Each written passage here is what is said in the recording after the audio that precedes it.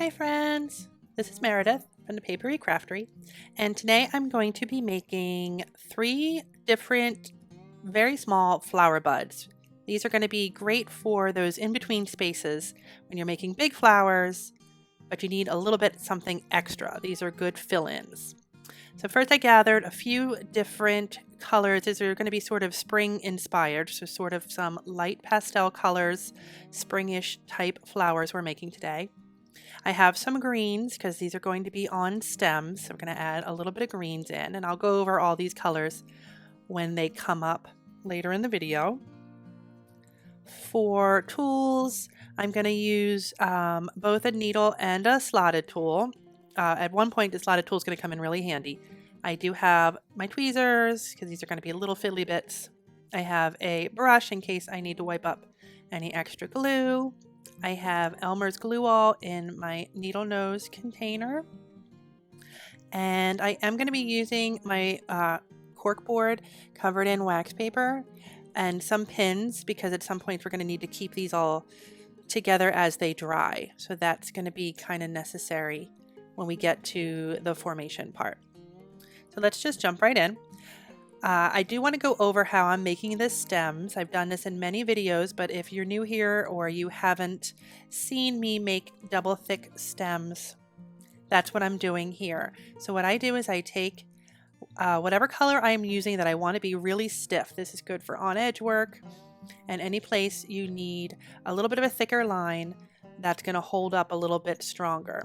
I fold it in half, which is what I did first, and then I run a line of glue all the way down one half, starting at the fold and going all the way to one end.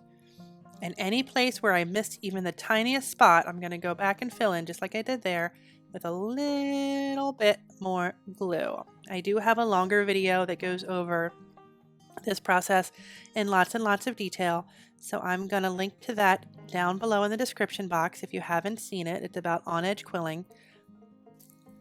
Once I get the glue all the way to the end, I fold the paper back up and then I run it through my fingers like it's a little zipper, over and over and over again in every direction, making sure there's no air bubbles. And once you've done that a few times, you can set this strip aside to dry. By the way, this is leaf green from Craft Harbor Paper, one of my favorite greens.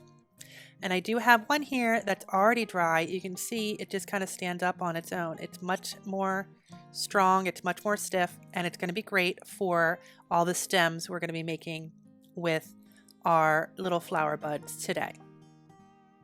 So on to our first flower bud. I'm going to be making a golden kind of little flower bud today. I have deep yellow from Craft Harbor, and I'm going to tear it into pieces that are about 5 inches long. And for each flower bud, I'm going to need 2 of them. And then these are really simple shapes we're doing today, but we're just putting them together in a way where they just look like small flowers. So I'm going to roll this on my needle tool all the way to the end. If you'd rather use a slotted tool for this project, that is fine. Once I get to the end, take it off my tool, let it relax naturally in my fingers. I'm going to put a little bit of glue on the end, and I'm going to pinch that just into a teardrop shape. And that means I'm just giving it one good pinch on the side. That's all there is to that. And then I'm going to do the second one the same exact way. And they're going to end up being about the same size because I started off with paper that's about the same size. These were 2 strips of 5 inches. So once I let this one open up naturally in my fingers for about the same amount of time, it's going to end up being the same size teardrop as the other one. Okay, if they're not super duper exact for this project, it's going to work out just fine. So this one has second pinch, and now we have 2 of those. Very similar in size, like I said. I'm going to add a little bit of glue to one side of one of them, and then they're going to go together like a little heart shape. Set that aside to dry, and we will work on the next part of this flower bud.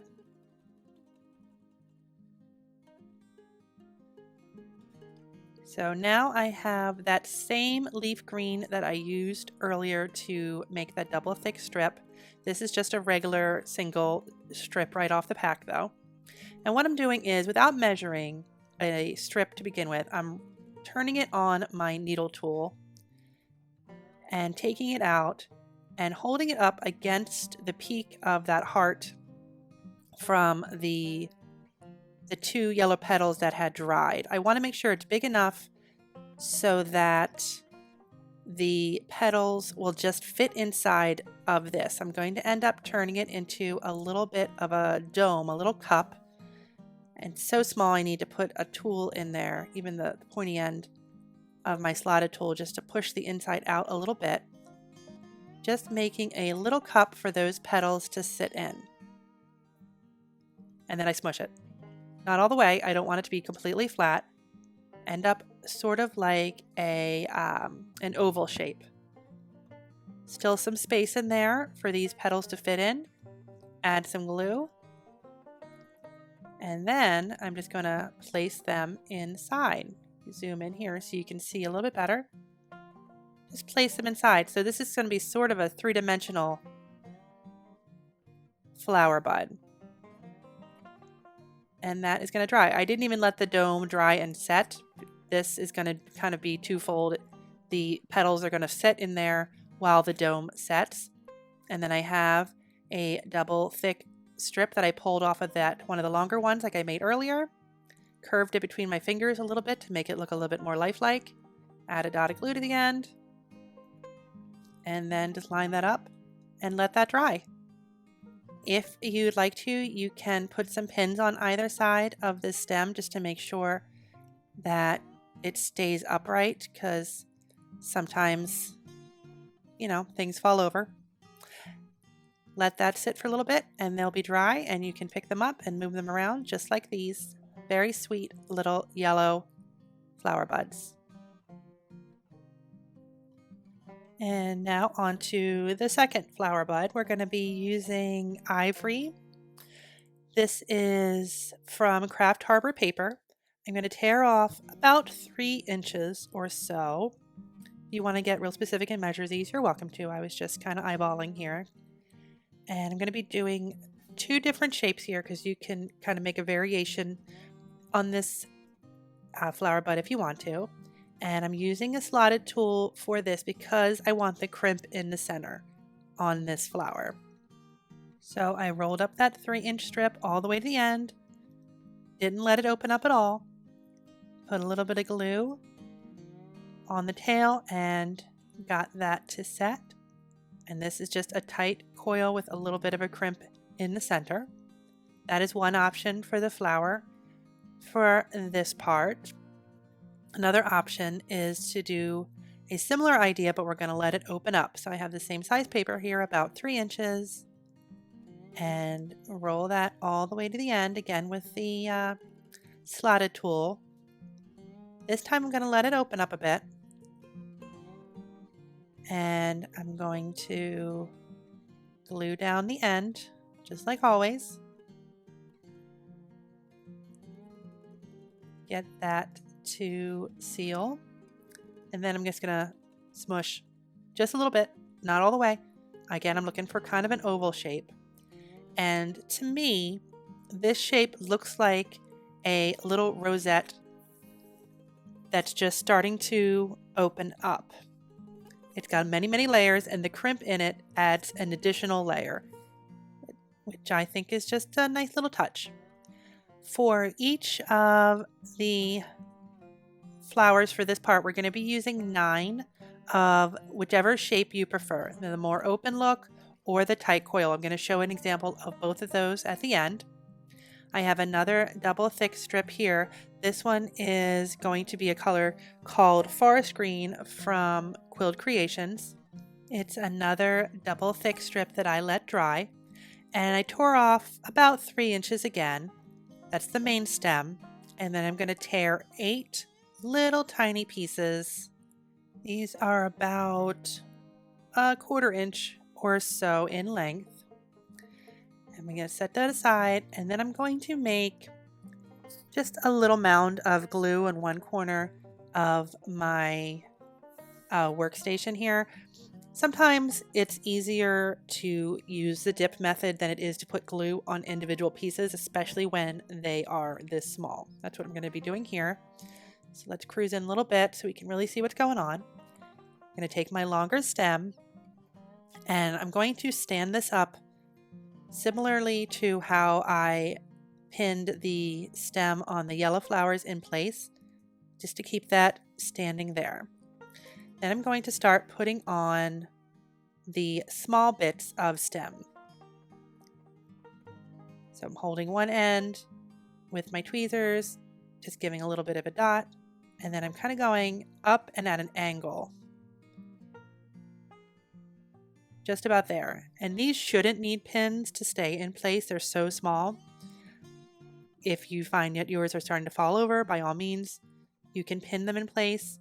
I didn't seem to be needing to do that when I was making mine. You can put yours right across from each other. You can put them kind of shingled, one a little bit higher than the one on the other side. Whatever you think is best. You don't have to do all of them. You can make them different sizes even. But for demo's sake, what I'm doing is 4 on one side of the stem and then 4 on the other. Of course, that is totally adjustable. You can modify these however you want to. So I'm just going to finish lining up my last few little stems here. And then I'm going to just let that dry for a few minutes. It doesn't have to be terribly long. We're not using a lot of glue on this part. So it's not going to take long for these little stems to set, and then we can start putting our flower buds right on the ends. So it has been a few minutes, and now I'm going to start putting on my little coiled up blooming rosette little buds here. And same process. They get stuck on your tweezer sometimes. Tiny little dip, and then right on the end of the small stem. So it sort of looks like a vine, if you will. Just kind of use that imagery for this design. Just a bunch of little flowers on one stem. And do 4 on one side and then 4 on the other. And then we're also going to put 1 on the very end. So that's how we got 9. And if you need to move these around, you can. If you need to put pins on every one, you can do that too. Mine we're holding up okay without. Remember, we do have those pins in the center just to keep our main stem upright while we're putting all of these on. And then the last one right on there. And then once this dries, just like before, you're going to be able to pick them up and move them. So there is the open flowers, and then I also did make one with the tight coils as well, so you can see the difference. You can use both of these even in the same design, because flowers don't all bloom exactly at the same moment. They can be the same kind of flower, but then have different schedules and be different shapes at different times. For our last flower, we're going to be using 2 different colors of pink. They're both actually called pale pink, but this lighter one is from Craft Harbor, and the other one is from Quilled Creations. For the Craft Harbor, I tore 2 pieces equal size. They're about 9 inches long, and I'm going to roll them up all the way, start to finish, and get that off my tool. Let it open up in my fingers, just moving things here so focus is actually on this coil in my hands. Let that open up nice and even, and add a little bit of glue to the end. And next we're going to do a shape that I've done many times. I don't really know what to call it. There might be a technical name for it, but we're going to give one long pinch on one side. And then on the other side, we're going to give just a small pinch, making sure that I keep my thumb against the bottom so it stays flat. Small pinch on the other side. So it's kind of like an off-center domed shape, or a teardrop with a little bit of a point on it. Let's do that again. Coil this all the way to the end. If you want to do this on a slotted tool, you can. It's not going to be too much of a difference for this flower. Open up the coil in my fingers, trying to keep it even, just like that.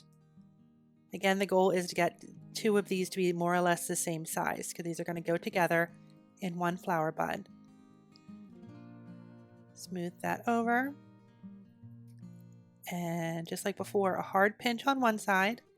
Keep that thumb against the bottom and just give it a small pinch right at the top.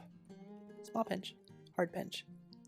And they should be just about the same size. Yep.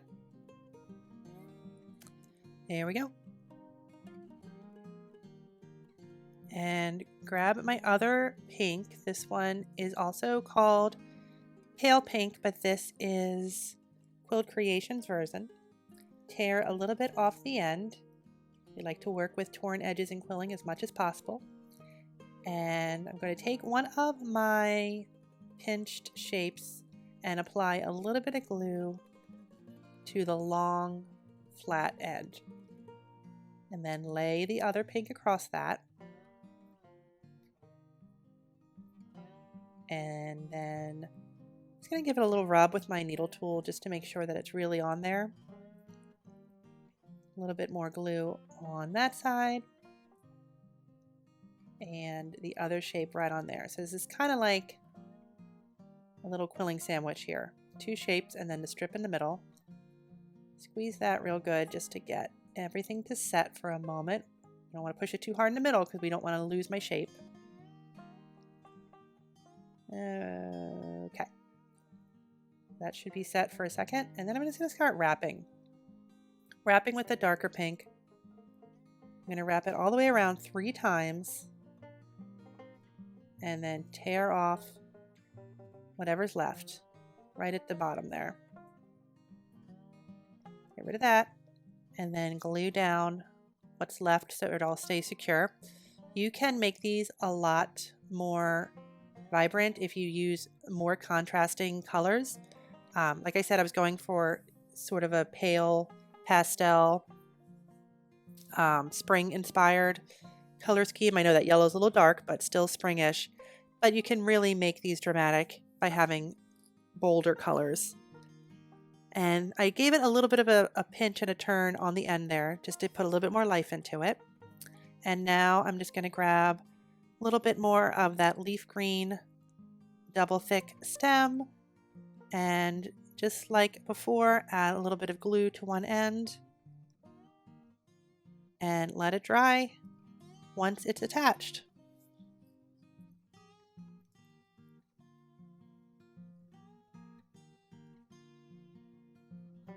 Added a little bit too much glue there. Gently wipe that away.